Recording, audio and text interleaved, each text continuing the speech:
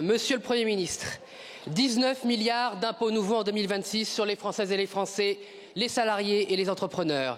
Hier, Monsieur le Premier ministre, je le regrette, mais vous avez donc menti.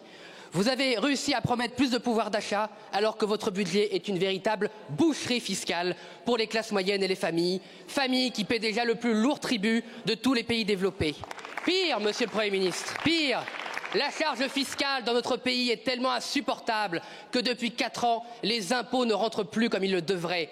À défaut, Monsieur le Premier ministre, d'écouter la souffrance des contribuables, lisez les rapports de Bercy, peut-être y serez-vous moins insensible. Hier, Monsieur le Premier ministre, vous avez donc menti.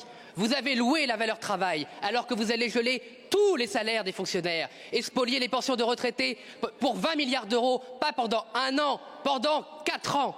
Hier, Monsieur le Premier ministre, vous avez menti car vous promettez de régler la crise des finances publiques alors que vous continuez à augmenter la dépense de 28 milliards d'euros. En 8 longues années, vous n'aurez donc jamais été capable de baisser d'1 seul centime la dépense publique. Vous avez caché, Monsieur le Premier ministre, tous ces mensonges par une forfaiture encore plus cynique. Vous avez menti à des milliers de Françaises et de Français qui travaillent dur et qui nourrissent la légitime espoir de pouvoir prendre leur retraite plus tôt. Et tous ces travailleurs, vous les avez trompés avec la complicité des sociotraîtres de service, jamais avares d'insulter l'intelligence et la dignité de nos compatriotes. La suspension des retraites n'existe pas autrement que dans vos mensonges. Vous mentez avec les socialistes, mais vous mentez mal.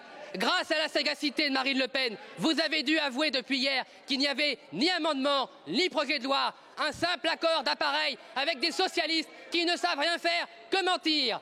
19 milliards d'impôts, un mensonge sur les retraites, quel beau pacte de lâcheté avec les LR et les socialistes. Merci alors avouez. Merci Monsieur le député. La parole est à Madame Amélie de Montchalin, ministre en charge de l'Action et des Comptes publics. Monsieur le député, je ne vous vois pas, je ne vous retrouve pas, mais vous êtes là. Voilà. Ce qui est dommage, c'est que vous n'avez pas mis à jour votre question. Le Premier ministre vient de répondre. Il vient de nous dire que c'était un amendement au PLFSS. Il vient de le dire. Vous n'avez pas écouté? Non, non. Je pense que dans une assemblée, le respect, c'est l'écoute.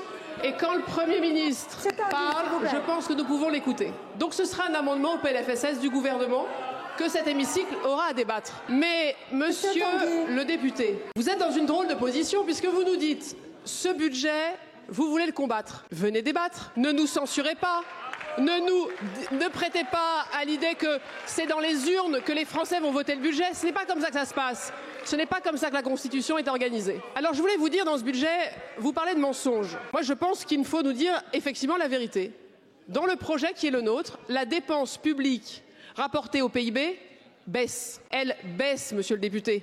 Ça veut dire que dans ce que nous produisons l'année prochaine, si ce budget est voté tel que nous le proposons, il y aura moins de dépenses publiques en 2026 qu'en 2025.